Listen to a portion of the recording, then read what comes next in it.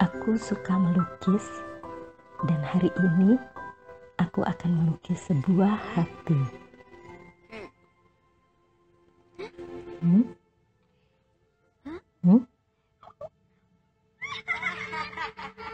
Mereka selalu begitu, membicarakan dan menertawakan aku. Aku terluka, aku sedih. Lebih baik aku menghindar.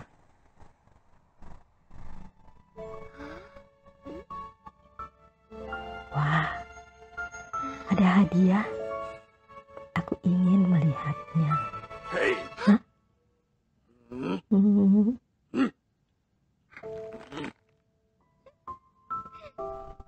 Mengapa semua orang membenciku? Itu ayah, ibu. Mereka sibuk. Mereka tidak peduli denganku. Aku sedih. Aku terluka. Lebih baik aku menyendiri.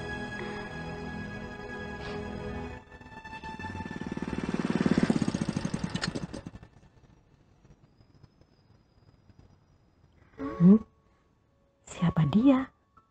Tuhan? Tuhan memberiku hadiah? Wow, sebuah hati yang sempurna.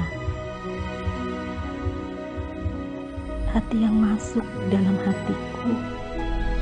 Lihat, aku dipulihkannya. Terima kasih Tuhan. Terima kasih Engkau sudah memulihkanku. Aku bersuka cita. Aku akan menceritakannya pada orang. Ayah, aku sayang ayah. Ibu, aku sayang ibu. Pak Thompson, maafkan aku ya Pak.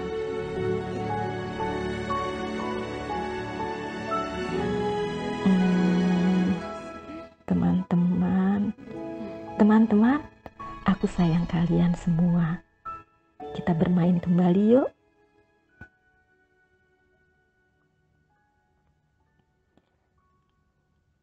Aku adalah manusia yang rapuh, mudah terluka, mudah kecewa, penuh kebencian dan pikiran buruk, dan semua itu merusak hidupku.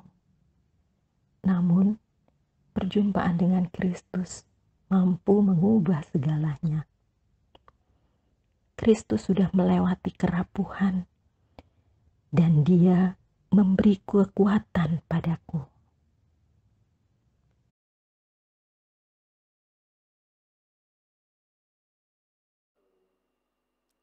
Selamat hari Minggu jemaat sekalian. Mari kita menyiapkan hati kita untuk masuk di dalam pelayanan firman Tuhan. Kita berdoa. Ya Tuhan Allah kami bersyukur karena Tuhan menuntun kami kembali dalam persekutuan bergereja pada saat ini. Dari rumah kami masing-masing kami mengarahkan hati kami untuk belajar firman Tuhan. Tolonglah kami Bapa, agar roh dan hikmat-Mu menuntun kami dan kami dapat menjadi pelaku firman-Mu. Dalam Kristus Yesus, firman yang hidup. Amin. Bapak Ibu jemaat Tuhan sekalian, pembacaan firman Tuhan pada minggu ini terambil dari Injil Markus pasal 1 ayatnya yang ke-9 sampai dengan ayat 15. Injil Markus pasal 1 ayat 9 sampai dengan 15. Demikian firman Tuhan. Yesus dibaptis Yohanes. Pada waktu itu datanglah Yesus dari Nazaret di tanah Galilea, dan ia dibaptis di sungai Yordan oleh Yohanes. Pada saat ia keluar dari air, ia melihat langit terkoyak dan roh seperti burung merpati turun ke atasnya. Lalu terdengarlah suara dari surga, "Engkaulah anakku yang kukasihi, kepadamulah aku berkenan." Pencobaan di padang gurun. Segera sesudah itu Roh memimpin dia ke padang gurun.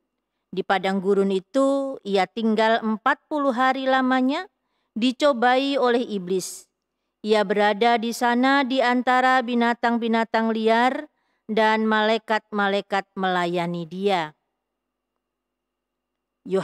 Yesus tampil di Galilea. Sesudah Yohanes ditangkap, datanglah Yesus ke Galilea memberitakan Injil Allah. Katanya, waktunya telah genap, kerajaan Allah sudah dekat. Bertobatlah dan percayalah kepada Injil. Demikian pembacaan Alkitab. Tuhan Yesus bersabda, yang berbahagia ialah mereka yang mendengar firman Tuhan dan melakukannya dalam hidup hari lepas hari. Hosiana. Hosiana, Hosiana, Hosiana.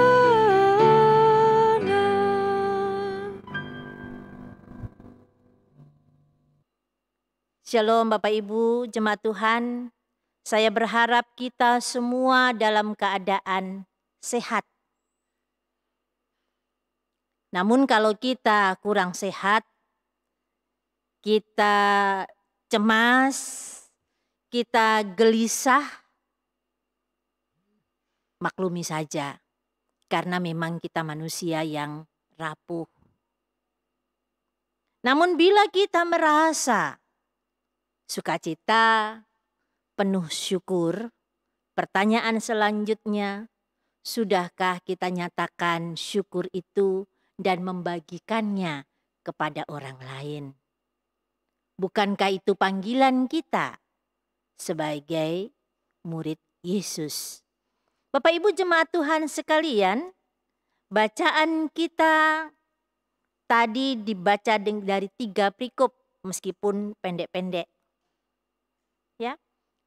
Dan saya akan memulai dari perikop yang ketiga yang kita baca tadi, yang mengatakan begini, ayat 15, katanya, waktunya telah genap, kerajaan Allah sudah dekat, bertobatlah dan percayalah kepada Injil. Penulis Markus menuliskan ungkapan Yesus pertama kali di ayat 15 ini. Jadi, inilah pernyataan Yesus yang dikutip kembali oleh penulis Injil Markus dengan mengatakan waktunya sudah genap. Time-nya sudah pas. Waktunya sudah genap, time-nya pas. Apa yang pas? Ya, kerajaan Allah sudah dekat. Dia memberitakan kerajaan Allah sudah dekat. Ini sama seperti pembukaan dari Injil Markus yang mengatakan, inilah permulaan Injil tentang Yesus Kristus, Anak Allah. Anak Allah yang memberitakan tentang kerajaan Allah, yaitu kuasa Yesus sudah ada. Waktunya yang dinanti-nantikan oleh umat Israel sekarang mulai. Jadi, penantian umat Israel sekarang dimulai. Dimulai dari mana? Dimulai dari tempat yang tidak pernah diperhitungkan, yaitu kota Nazaret di Galilea. Ya, Yesus dibaptis dan dia memulainya. Pada waktu itu datanglah Yesus dari Nazaret. Kerajaan Allah yang diberitakan dimulai dari tempat yang tidak pernah diperhitungkan. Ya, Galilea itu wilayah kerajaan utara Israel yang tidak pernah diperhitungkan. Dan apalagi saat itu di sana merupakan wilayah Roma. Nazaret, Kota itu tidak disebutkan di Perjanjian Lama. Tidak pernah disebutkan di Perjanjian Lama.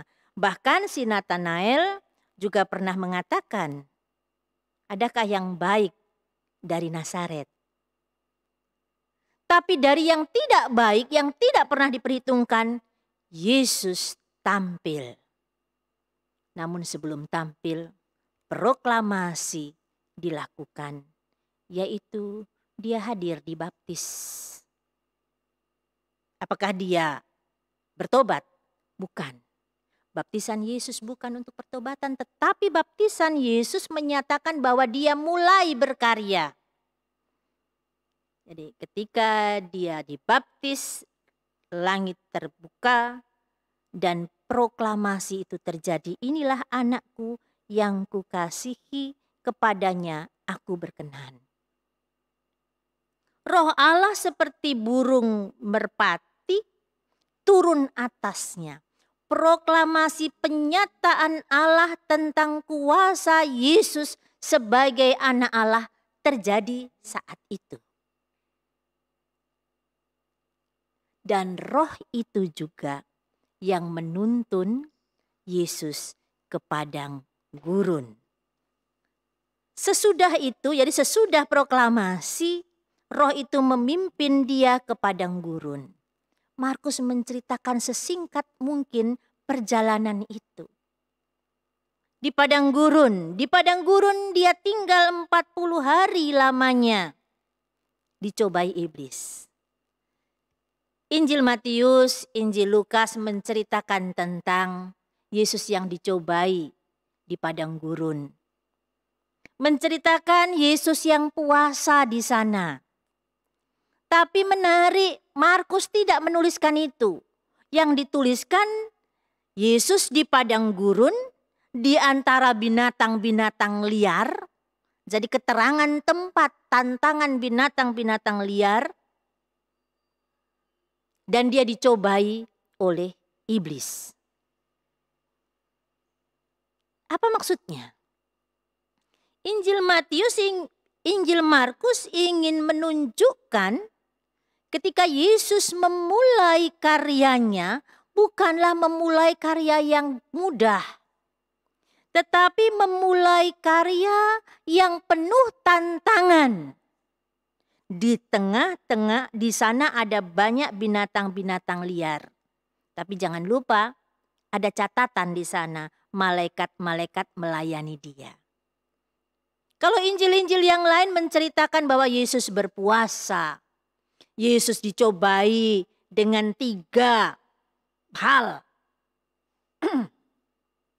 Markus tidak menceritakan itu.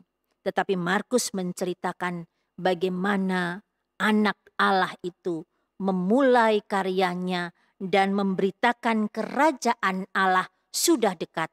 Waktunya sudah dekat. Dia memulai dari pinggiran dan dia menuju ke tengah-tengah padang gurun. Mulai dari tempat yang tidak pernah diperhitungkan menuju tempat yang penuh dengan tantangan, yaitu padang gurun. Saya jadi ingat ada istilah tulisan tentang spiritualitas padang gurun. Apa maksudnya? Spiritualitas padang gurun ialah spiritualitas yang melihat bahwa manusia ada di padang gurun.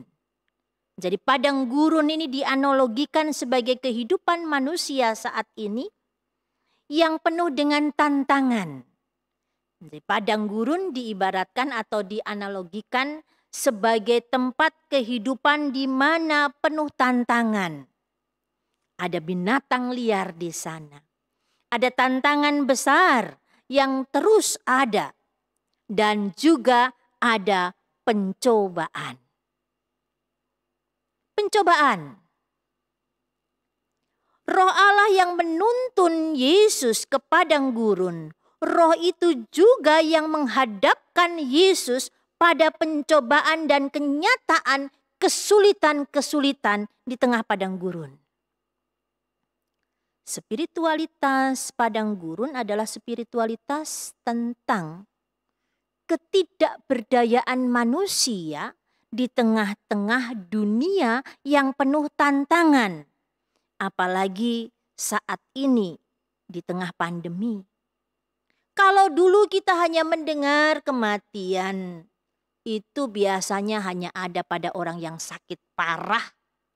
Hanya ada orang-orang yang sudah lanjut usia. Sekarang berita kematian, berita tentang bagaimana kelemahan fisik manusia semakin nyata. Tiap hari, tiap saat kita mendengar berita kematian dan kita ada dalam kecemasan.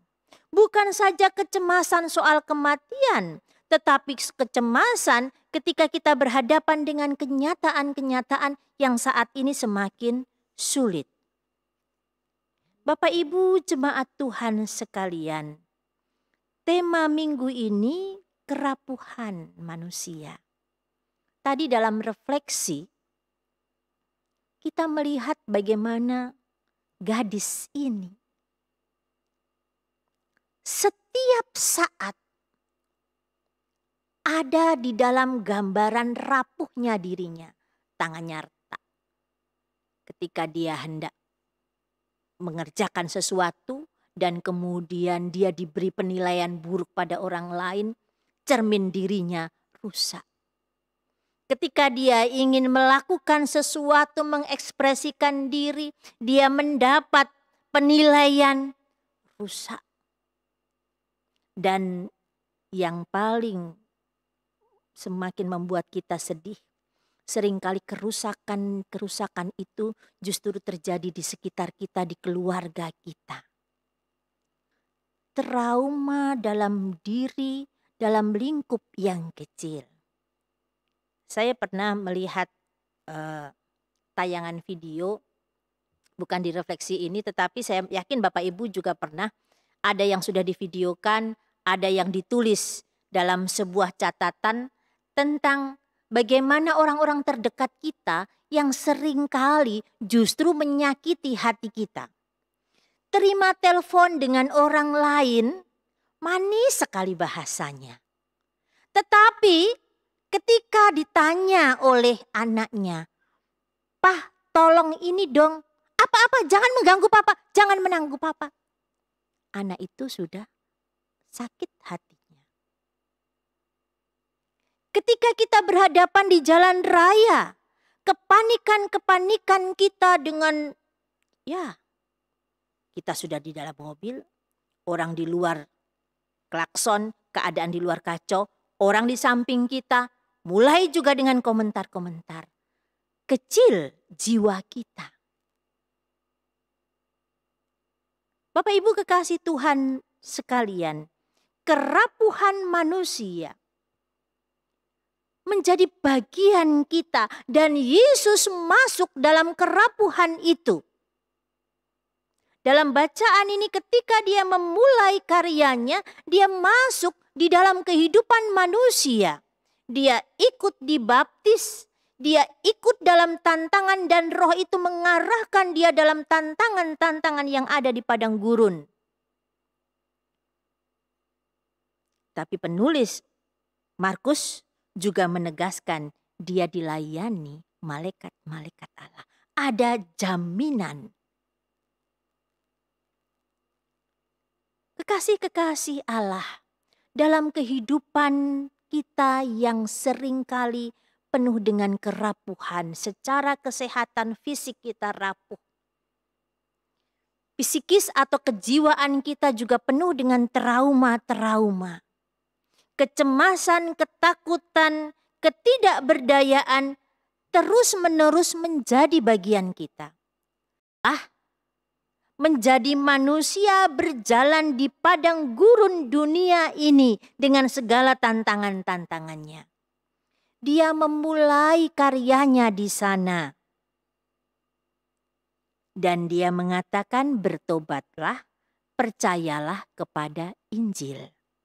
Percayalah kepada kabar baik itu. Yesus mengajak kita untuk ada di dalam kenyataan. Benar, saat ini saya sedang dalam gurun dunia ini dengan segala kecemasannya, dengan segala tantangannya, dengan segala virus-virusnya.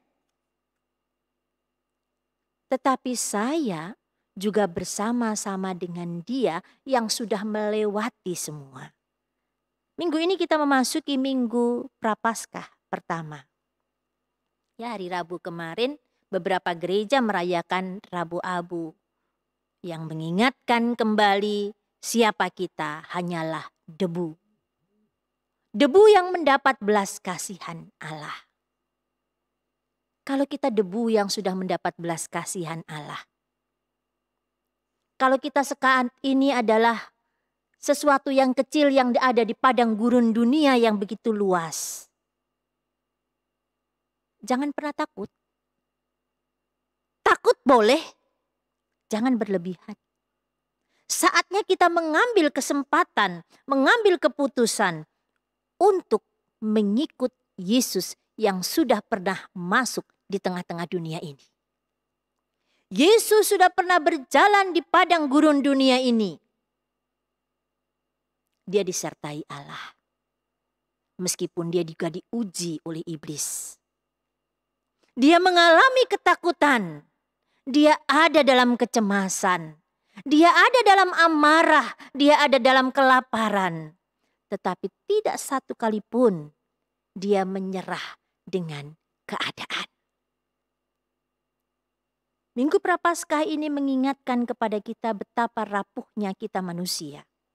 Tetapi juga mengingatkan betapa berharganya kehidupan. Karena itu selagi kita masih mendapat kesempatan ada di dalam kehidupan ini, mari menata kembali kerapuhan kita. Mengakui saya rapuh, saya trauma. Dan hanya Yesus yang bisa menyembuhkan saya. Saya tidak mau melahirkan trauma yang baru pada orang lain. Ya, refleksi tadi, setelah anak itu bergambar tak retak, pelukan Yesus membuat dia kemudian berpengharapan kembali. Dia dapat memeluk orang lain lagi dan mengeluarkan sukacita, menularkan sukacita. Dia membawa virus yang menguatkan, memulihkan mereka yang terluka. Orang yang marah-marah akhirnya bisa kembali menerima sukacita. Kalau kita saat ini merasa Yesus sudah memberi sukacita kepada kita, mari kita bagikan sukacita itu. Mengakui kerapuhan dan menyadari Allah berkuasa menjadi kekuatan kita. Amin.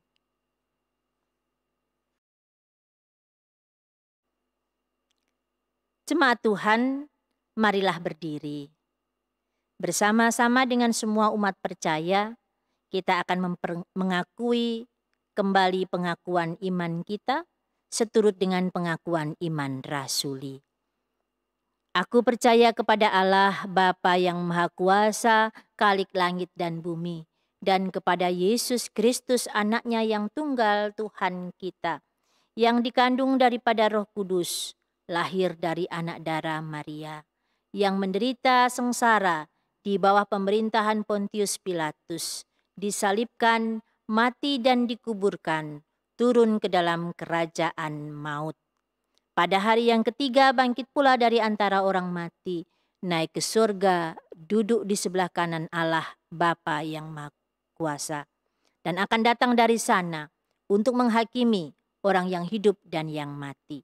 Aku percaya kepada Roh Kudus, gereja yang kudus dan am, persekutuan orang kudus, pengampunan dosa, kebangkitan daging, dan hidup yang kekal. Silakan duduk kembali.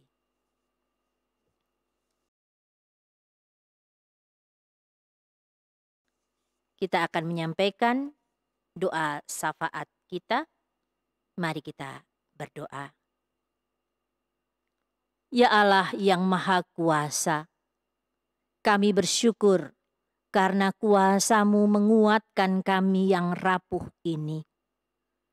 Hanya karena kasih anugerah-Mu dalam nafas kehidupan, kami dapat menjalani hari-hari kami. Tolonglah kami Bapa yang rapuh ini, mau menyadari dan melihat Yesus, Tuhan yang menjadi manusia sama seperti kami, ada dalam gurun pencobaan dunia ini, dan kuat setia dalam karya-karyanya. Biarlah kami mampu menjalani kehidupan kami seturut dengan kehendak Tuhan di tengah-tengah dunia ini. Kami mengakui kerapuhan kami, tetapi kami juga percaya pada kekuatan yang Tuhan berikan. Sehingga kami dapat membagikan sukacita kekuatan dari Allah itu. Dan dunia melihat kuasa kerajaan Allah, kuasa yang menggembirakan itu, kabar sukacita itu terjadi di sekeliling hidup kami. Kami berdoa ya Allah untuk keluarga-keluarga yang terus bergumul dengan hidup mereka. Untuk pribadi-pribadi yang terus ada di dalam kecemasan dan kekhawatiran mereka. Dan bahkan mereka dalam ketidakberdayaan acuh tak acuh. Roh-Mu bekerja pada mereka Bapa, menghidupkan kembali sukacita dan semangat dalam hidup mereka. Kami mendoakan pemerintahan kami ketika harus menata kehidupan berbangsa dan bernegara, mengatur keadilan sosial di tengah-tengah pemerintahan yang berjalan. Tuhan kuatkan pemimpin kami, presiden dan seluruh kabinet yang ada. Mereka penegak hukum, mereka pelaku-pelaku kebijakan, agar roh Tuhan terus memimpin mereka, menguatkan mereka, dan keadilan sosial, pemerataan, jaminan keamanan boleh kami rasakan. Kami berdoa untuk upaya vaksinasi yang terus dilakukan di segala lini. Ada yang sudah berjalan dan selesai pada gelombang kedua, tetapi ada yang masih memulainya. Tuhan tolonglah mereka semua. Tuhan menambahkan kekuatan kepada tenaga-tenaga medis dalam lini mereka masing-masing. Ketika mereka melakukan vaksinasi maupun ketika mereka melakukan perawatan bagi pasien-pasien dan bagi seluruh masyarakat. Tuhan memberi kekuatan kesehatan kepada mereka. Kami berdoa ya Tuhan untuk setiap kami yang saat ini tidak berdaya karena ekonomi kami, karena pekerjaan kami, karena tanggungan-tanggungan kami. Beri kami kemampuan Tuhan untuk terus bertahan di dalam keadaan yang sulit ini. Yakinkan kami bahwa kami dapat melewati hal-hal yang sulit ini dengan hikmat dan kebijakan dari Tuhan yang akan menolong kami menata perekonomian keluarga kami.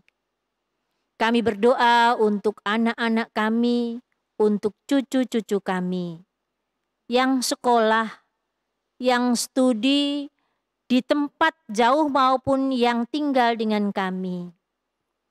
Biarlah sebagai orang dewasa kami dapat menolong mereka untuk terus berdisiplin di tengah-tengah keadaan saat ini.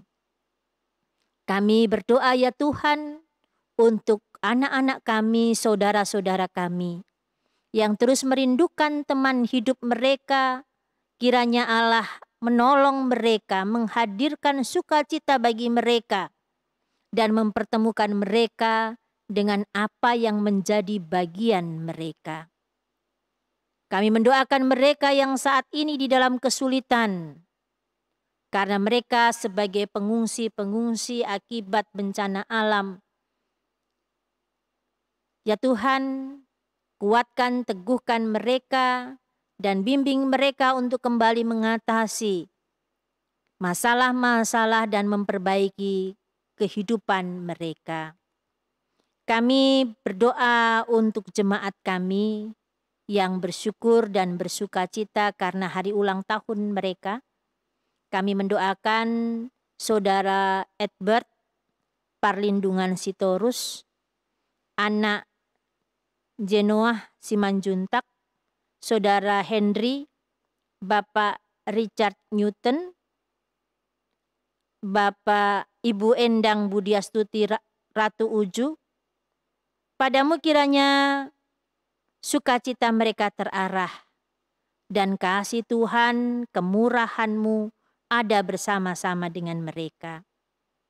Kami pun juga mendoakan mereka yang bertemu dengan sukacita-sukacita yang Tuhan hadirkan. Sempurnakan sukacita mereka. Mendoakan juga mereka yang terus bergumul dengan sakit mereka. Untuk kekasih kami Bapak Wilson Matindas yang menjalani perawatan pengobatan, Tuhan menolong Pak Wilson, memberi kesabaran dan keteguhan hati dalam berobat.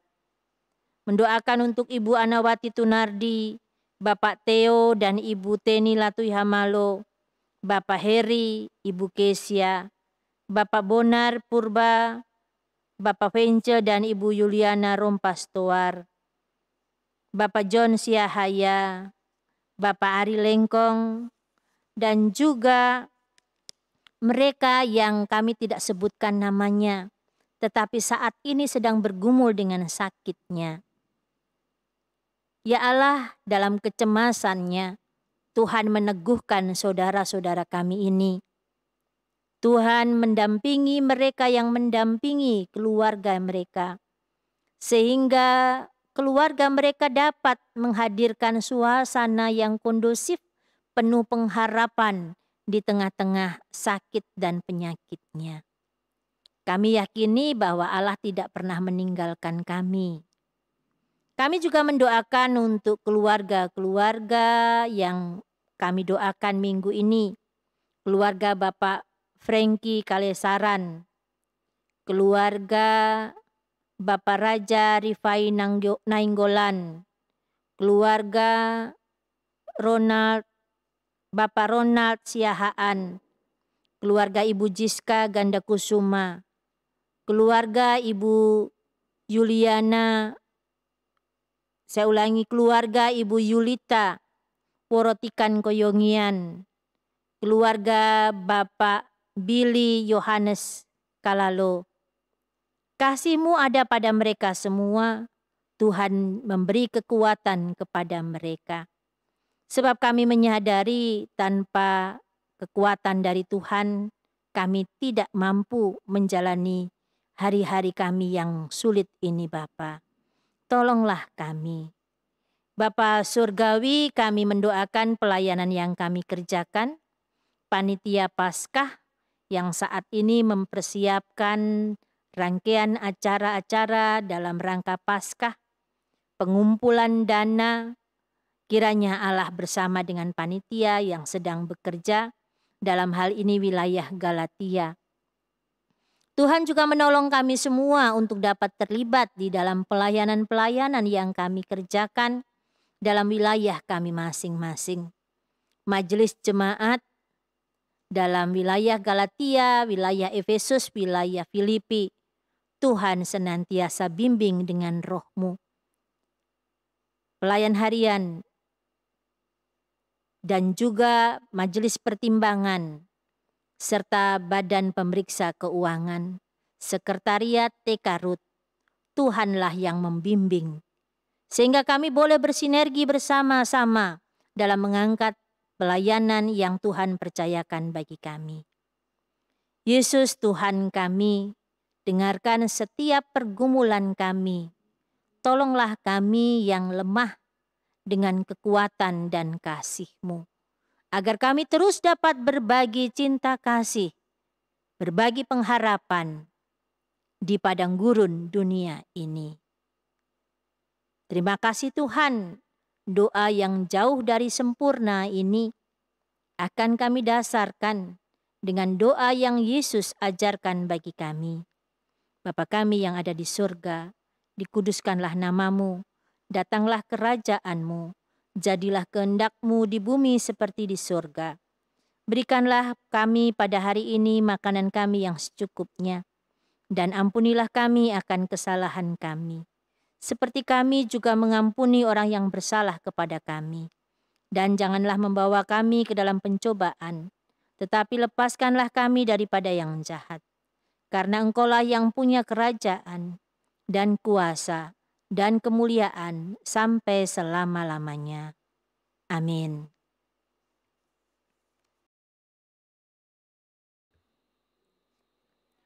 Shalom, Warta Panitia Paskah. Yang pertama adalah kalender doa puasa. Sudah dibagikan kepada jemaat sekalian pada minggu lalu sekitar tanggal 16 dan 17 Februari. Dan bila ada yang belum mendapatkan atau memerlukan lebih, maka dapat menghubungi panitia. Selama masa Prapaskah, jemaat diajak terlibat di dalam aksi doa puasa. List jadwal kalender doa puasa mulai dilaksanakan dari 17 Februari sampai 1 April 2021, yaitu pada Kamis Putih. Kalender doa puasa ini akan berisi jadwal pokok doa dan puasa untuk setiap harinya, yang akan membantu jemaat di dalam menghayati minggu-minggu Prapaskah. Yang kedua, celengan target. Bersamaan dengan kalender target, juga sudah dibagikan celengan target untuk mengisi persembahan yang kita sisihkan atau dari dana puasa yang kita lakukan setiap harinya. Celengan target ini telah dibagikan juga per keluarga, dan jika ada jemaat yang belum mendapatkan atau membutuhkan tambahan, dapat menghubungi panitia. Di sisi luar celengan terdapat checklist untuk membantu kita melaksanakan aksi doa puasa, seperti contoh berikut ini. Setiap kali atau setiap harinya, jemaat setelah berdoa akan memasukkan persembahan ke celengan target, dan diharapkan dapat mencantumkan check mark atau centang di kotak-kotak yang telah tersedia. Celengan bersifat sukarela tentunya. Panitia akan memberikan apresiasi untuk jemaat yang setia berpartisipasi di dalam kegiatan celengan target doa puasa. Celengan akan dikumpulkan pada tanggal 2 dan 3 April 2021, dan hasil dari aksi doa puasa dan celengan target akan diperuntukkan seluruhnya untuk diakonia khusus di lingkungan gereja Pok Kelapa Gading. Yang ketiga, Panitia Paskah akan menampilkan refleksi Paskah di dalam setiap minggu Prapaskah yang sudah dimulai pada minggu ini, tanggal 21 Februari 2021. Dan yang keempat, untuk mengisi acara Prapaskah, kembali kita akan menampilkan paduan suara virtual per wilayah. Panitia akan menyiapkan lagu di dalam format SATB. Untuk itu dimohon partisipasi jemaat di wilayah masing-masing. Demikian warta tambahan dari Panitia Paskah 2021 Pok Kelapa Gading. Selamat memasuki masa Prapaskah, Tuhan memberkati.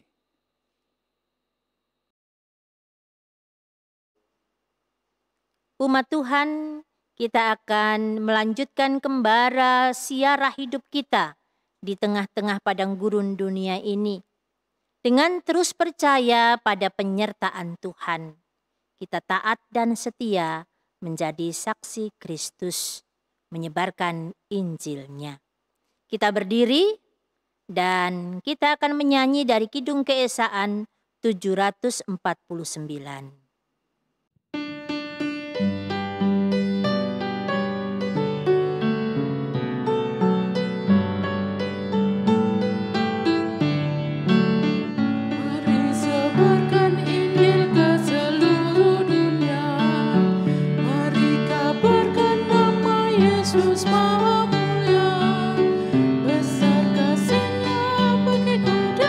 Bagi kita semua, Ia mati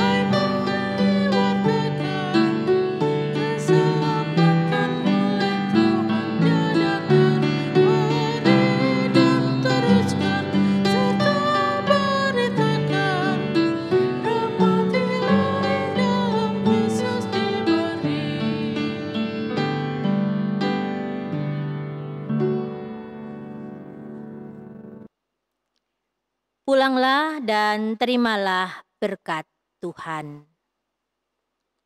Tuhan memberkati engkau dan melindungi engkau. Tuhan menyinari engkau dengan wajah-Nya dan memberi engkau kasih karunia. Tuhan menghadapkan wajah-Nya kepadamu dan memberi engkau damai sejahtera. Amin.